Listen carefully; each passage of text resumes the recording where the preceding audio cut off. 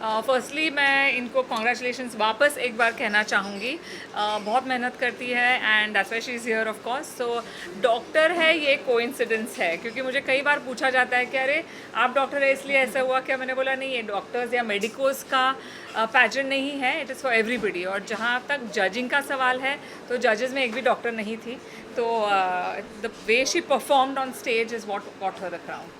यार क्या कहना चाहेंगे, सबसे पहले कॉन्ग्रेचुलेशंस क्राउन के लिए। Thank you so much. क्या कहना चाहेंगे, क्या फीलिंग है क्राउन पहनने के बाद, और थोड़ा सा बताइए क्या क्या प्रिपरेशन करनी पड़ी आपको इस क्राउन को पाने के लिए। जी ज़रूर। Well hello everyone, by the way I don't think I have said that before, but crown पहनने की जो फीलिंग होती है, आई थिंक वो शब्दों में डिस्क्राइब करना हमेशा मुश्किल होती है। एंड आई थिंक 6 महीने के बाद भी मैं अभी भी वो एग्जैक्ट वर्ड्स ढूंढ रही हूँ जो जस्टिस करेंगे how I felt.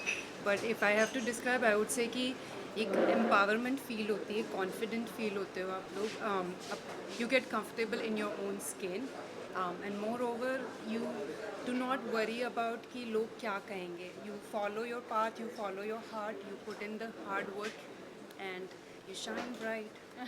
So that's how it's been so far. So, कितना कितना डिफिकल्ट था सब कुछ मैनेज करना, क्योंकि मिसेस को बहुत सारी चीज़ें मैनेज करनी पड़ती है। अगर उस बारे में बताएं कि कैसे मैनेज कर सकते हैं। Thank you. डिफ़िकल्ट तो होता ही है, बिकॉज आई थिंक आप सब लोग देखते होंगे मैरिड वुमेन जो काम भी करती है, बच्चे भी रेस करती हैं और भी बहुत सारी चीज़ें करती है। सो आई वुड नॉट से कि डिफ़िकल्ट नहीं होता है, बट कहीं ना कहीं अगर आपके करने की इच्छा है, अगर आप पैशनेट हो, हार्ड वर्किंग हो, सो आप बैलेंस कर लेते हो। सो प्रिपरेशन करना हार्ड था, बट मैंने जो भी मुझे एक्स्ट्रा टाइम मिलता था घर के काम के बाद या फिर क्लिनिक के बाद, I use to dedicated to my marvellous preparation. जो क्लिनिक में लंच ब्रेक्स होते थे, मैं वो यूज़ करती थी प्रिपरेशन करने के लिए। वॉक करने के टाइम घर पे काम करते वक्त मैं हील्स में वॉक करती थी ताकि मेरी प्रैक्टिस भी हो जाए साथ में और काम भी हो जाए। So and after I have a 3-year-old सन, तो वो सोने के बाद मैं बाकी जो इंटरव्यू की प्रिपरेशन करनी होती थी वो सब करती थी। So it's hard, but I would say it is doable. अगर if you put your heart and mind to it, you can achieve anything, and I believe that now. Also Aditi ma'am खुद winner रह चुकी है, कितना inspire होती है उनसे, और क्या क्या टिप्स मिली थी उनसे स्पेशली। सारी टिप्स मिली थी आई गेस, क्योंकि ये मेरा पहला ही पैजेंट था। मैंने कभी सोचा नहीं था कि मैं पैजेंट्री करूँगी, बट मुझे पता था कि मुझे डॉक्टर से ज़्यादा और भी चीज़ें करनी है और मैं कर सकती हूँ। So I think it was the right timing for me कि डॉक्टर अदिति ने उस टाइम पे वो प्लेटफॉर्म लॉन्च किया जिस टाइम पे मेरी मेडिकल एजुकेशन ख़त्म हो गई थी and I was looking to do something more than medicine. तो उनसे प्रेरणा वो सिर्फ पार्टिसिपेशन की ही नहीं मिली, बट आगे कैसे बैलेंस करने हैं अपने मल्टीपल करियर को and still staying true to yourself, still being authentic. I think that's the biggest lesson I have learn from her. Aditi ji, you are the founder, आप ही ने पूरा शुरू किया ये पूरा, डिफिकल्टीज आई होंगी आई एम श्योर, बट एक तरीके से सपोर्ट देना है जो कंटेस्टेंट्स और फेयर रहना, how difficult was that part? I think कई बार जब मैंने डिसाइड किया कि मुझे ये पैटर्न करना है, उस जर्नी में जब ये शुरुआत की टिल जब ये हुआ, कई बार मेरे मन में यही आया कि मैं ये क्यों कर रही हूँ, क्योंकि बहुत डिफ़िकल्टीज़ थी, ऑब्स्टिकल्स थे, क्योंकि वन मैन आर्मी जैसे कहते हैं। तो ऐसे नहीं था कि मेरे पास बहुत बड़ी टीम थी या स्पॉन्सर्स थे, तो खुद ही सब करना पड़ा। But it was a learning lesson and I always believe कि जो आपको आपके पड़ाव आते हैं, जो ऑब्स्टिकल्स आते हैं, उसी से आप सीख सकते हो। So here I am all set to launch Marvellous Mrs India season 2 and I do hope that I have support, like I said earlier के सब सपोर्ट करें एंड या that's how it You works. can also see all of the ladies coming from different backgrounds. So how was the empowerment for them? What is your definition for women empowerment? आपने किस तरह से empower किया? जी, ये जो शब्द है women empowerment, ये बहुत लूजली आजकल थ्रो किया जाता है। जिससे पूछो वो यही कहते हैं कि हाँ we are working for women empowerment, लेकिन क्या है विमेन एम्पावरमेंट? एक महिला घर में जाके अगर इमोशनल अब्यूज़ सफ़र कर रही है, it need not, domestic violence is a no, लेकिन इमोशनल अब्यूज़ भी होता है। जैसे ऑफिस कोई जाती है महिला, तो कई बार उसके कॉलीग्स जो होते हैं वो बोल रही है, उसके ऊपर आवाज़ चढ़ा के बात करते हैं तो वो चुप हो जाती है, क्योंकि वो अपब्रिंगिंग है। इसको माइक्रो एग्रेशन कहा जा सकता है। तो बाउंड्रीज होती है कि उसे नो कहना डर लगता है, क्योंकि उसे लगता है कि मैं नहीं बोलूँगी तो मेरा प्रमोशन नहीं होगा। तो ये जो छोटी छोटी चीज़ें हैं, तो इनको भी महिलाओं को अवेयर कराना, इसे विमेन एम्पावरमेंट कहा जाता है। और मेरा ये मानना नहीं है कि नहीं आप झगड़ा करो, फाइट करो, लेकिन अपने आप पे भरोसा करो, कॉन्फिडेंट रहो, क्योंकि इट इज शोन, रिसर्च बताता है कि महिलाएं और जो मेल और फीमेल काउंटर पार्ट्स है, तो if they are equally educated तो एक आदमी को ज़्यादा अपॉर्चुनिटीज़ मिलती है, उसे पे ज़्यादा मिलता है। And I am not here to say कि वे फेमिनिस्ट हो और ये सब नहीं मैं कहना चाहती, no not at all. Men and women should be given equal opportunities, ये मेरा मानना है, और यही विमेन एम्पावरमेंट, यही मेरा मानना है। And this is what I want to inculcate, यही मुझे महिलाओं को बताना है, क्योंकि जब तक हम इसके बारे में बात नहीं करते, कई महिलाओं को तो पता भी नहीं होता है, अरे हाँ मैं तो, मुझे बोलना था लेकिन somebody else spoke over me, थोड़ा आवाज़ बढ़ा के, तो I kept quiet, मुझे बताना था। तो these small things, so that is real women empowerment। Aditi जी, मेरा सवाल आपसे, मुझे आज भी याद है जब हम 2001 में मिले थे, जब आपने प्रेजेंट जीता था, उस वक्त माहौल परिस्थिति बिल्कुल अलग थी। तभी शादी के बाद एक महिला की लाइफ फिनिश मानी जाती थी। अब चीजें बदल रही है, आज की जो जनरेशन है शादी के बाद भी बहुत ग्रो कर रही है। ये जो चेंजेस देखती हैं आप, किस तरह से देखती हैं, क्या मानती हैं, आपके विचार क्या हैं? जी, तो जब मैंने डिसाइड किया था कि मुझे शादी करके मॉडलिंग करना है, तब तो सब लोग हंसे थे मेरे ऊपर, यही कहा था कि शादी के बाद तो ग्लैमर फील्ड में कोई जगह नहीं होती है, एक तो तुम शादी मत बताओ किसी को कि तुम शादीशुदा हो, चुप रहो, और यही कहो कि नहीं मैं तो सिंगल हूँ। तो मैंने बोला मैं क्यों छुपाऊँ ये चीज़, अगर I am proud of being married तो वाई शुड आई। और ये कहाँ लिखा है कि शादी होने के बाद ग्लैमर फील्ड में क्या हम ग्लैमरस नहीं दिख पाते हैं? दिखते हैं। जैसे मुझे जब लोग कहते थे oh you don't look like mother of one, तो मैं यही कहती थी कि कैसे दिखनी चाहिए मदर ऑफ वन। क्यों हम ये टिपिकल डेफिनेशन लेके चल रहे हैं कि एक महिला शादीशुदा हो तो उसका ग्लैमर ख़त्म हो जाता है, या वो स्टेज पे या ब्यूटी पैजेंट में पार्टिसिपेट नहीं करना चाहती। हाँ, एक रिग्रेट ज़रूर है कि मैंने, जैसे समवन सेड हो या कि पहले शुरू करना चाहिए था ब्यूटी पैजेंट, थोड़ा लेट हो गया, but it's better late than never. जब जज के तौर पे रहती है तो पार्टिसिपेंट में आप क्या क्वालिटी देखते हैं? जब मैं एज अ जज जाती हूँ तो मैं यही देखती हूँ कि वो महिला अपने आप को कैसे प्रेजेंट कर रही है, क्योंकि अब तक तो ये एक्सपीरियंस हो गया है कि जो क्वेश्चन पूछा जाता है उनसे, तो अगर ये रट के आई है, जो मतलब दिल से नहीं बोल रही है, ऐसे मालूम है कि बाय हार्ट करके आई है, वो पता चल जाता है, तो वो नहीं करना है। और वही मैं सिखाती हूँ मेरे पार्टिसिपेंट्स को कि हम सिखाएंगे Q&A कैसे करते हैं स्टेज पे जाके, क्योंकि डर लगता है। पब्लिक स्पीकिंग तो बिगेस्ट फियर है वर्ल्ड की, तो महिलाओं में भी, पार्टिसिपेंट्स में भी तो वही होती है, तो वो तो हमको उसको ओवरकम करना ही है। लेकिन ऑथेंटिक, तुम्हारा ओपिनियन क्या है, तुम्हारे विचार क्या है, उसे आप अच्छे तरीके से यू पुट फोर्थ, तो ये बहुत इंपॉर्टेंट क्वालिटी है। इसके अलावा of course grace, dignity, the way she is, क्योंकि मैं मोस्टली इंटरेक्ट करती हूँ, तो I don't go to see the show, मैं उनको मिलती हूँ जाके, तो पता चलता है थोड़े उनके पर्सनालिटी के बारे में, तो that is something that I see. So the overall confidence, pleasant attitude, Q&A, ये सब चीज़। मेरा सवाल ये चीज़ से है जो लोग जो किसी करते हैं, चाइना,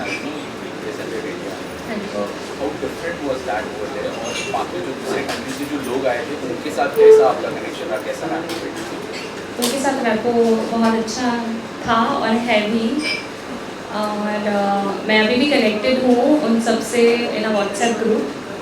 और डिफरेंस ये था कि आई थिंक अराउंड 80 कंट्रीज से पार्टिसिपेंट्स आए थे, सबका कल्चर अलग अलग है, सब अपनी लैंग्वेज अलग लेके आए थे। बहुत सारे पार्टिसिपेंट्स को इंग्लिश भी नहीं आती थी, और चाइना में था तो चाइनीज़ को इंग्लिश नहीं आती है, तो मेरी साइन लैंग्वेज आ गई मुझे थोड़ी पहले से। और ओवरऑल एक्सपीरियंस जो है थोड़ा चैलेंजिंग था, क्योंकि आई एम अ वेजिटेरियन और मेरे को सात्विक खाना वहाँ पे नहीं मिल रहा था, तो मुझे थोड़ा सा खाने पीने में ज़रूर दिक्कत हो रही थी।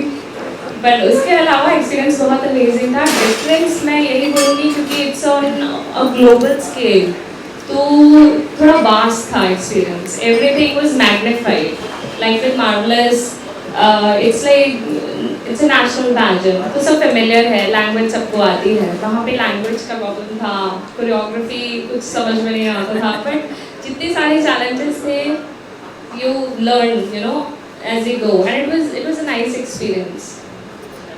मैम आपसे जानना चाहूँगा कि आपका एक्सपीरियंस कैसा रहा एज ए रनर अप और क्या क्या डिफिकल्टीज आई, और थोड़ा सा बताइए कि मैम के साथ क्या क्या सीखा आपने। एक्चुअली मैंने ये पैजेंट किया ही मैम के मारे सो डॉक्टर आदिति गोविंदकर यहाँ से जब इनवाइट आया for participation, I actually had a video call with her and I was like this is it, you know, there are a lot of pageants happening. It has to be a pageant which is authentic, which is real, and which is actually a true meaning of beauty inside out. That's exactly what Dr. Aditi is portraying in all our pageants.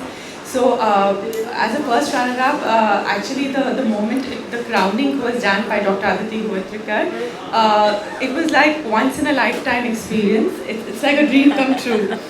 So this is the most memorable part of my whole life. The difficulties as such kuch nahi tha, because Dr. Aditi and the entire MMI team made it so easy for us.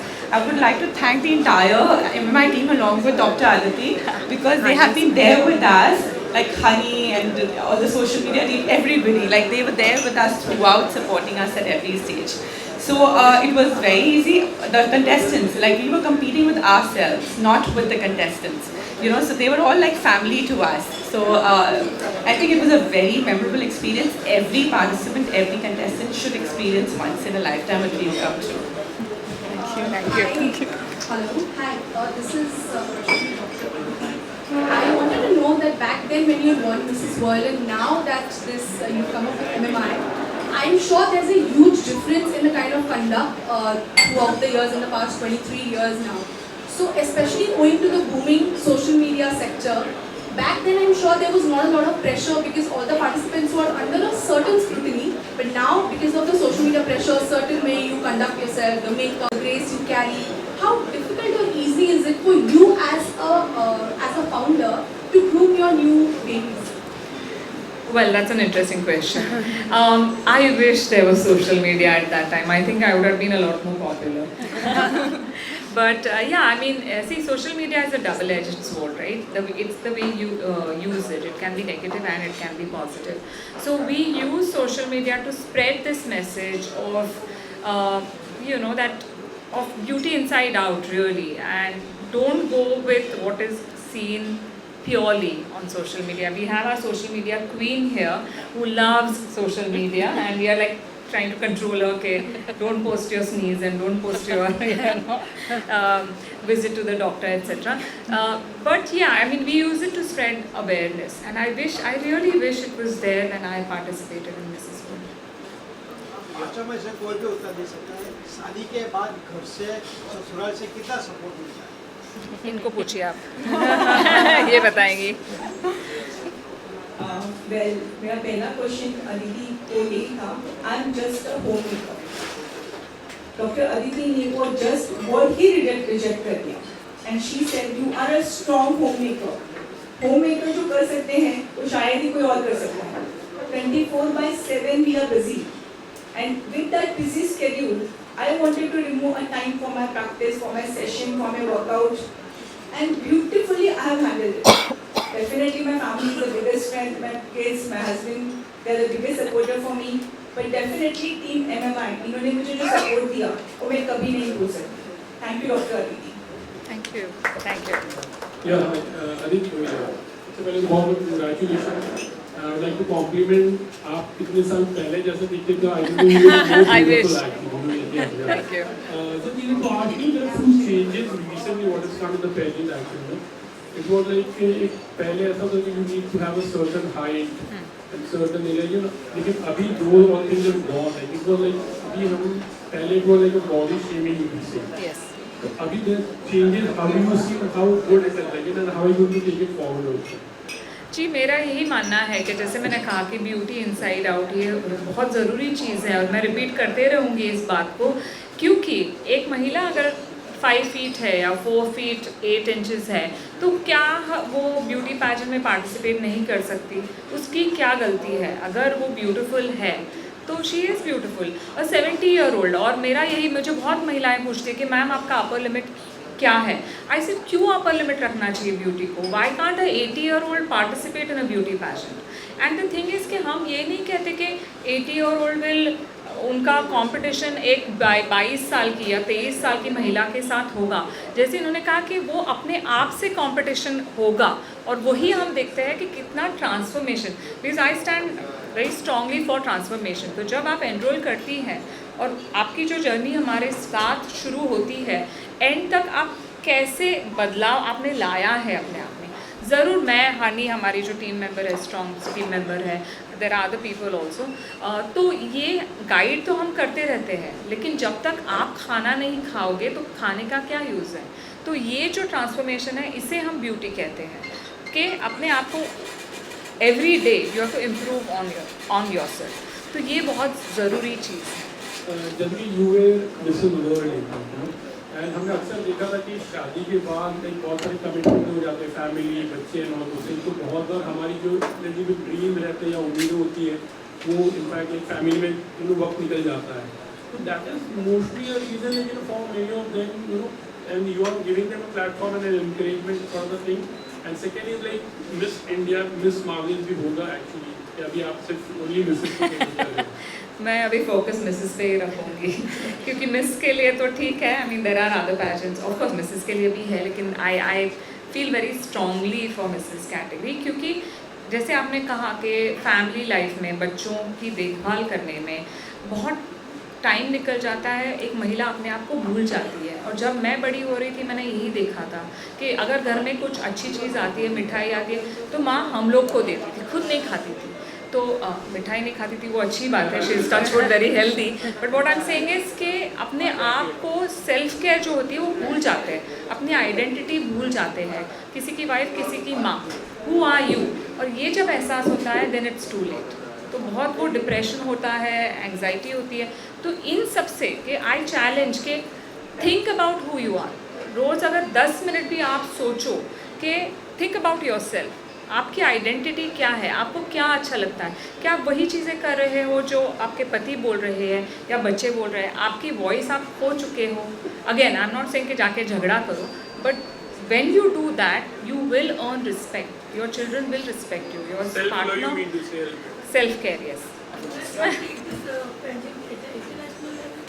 Inshallah, of course we will. I plan to, I want to make it into a global entity for sure, but अभी तो शुरुआत है, अभी baby steps ले रहे हैं. Thank you so much. Thank you very much. Thank you.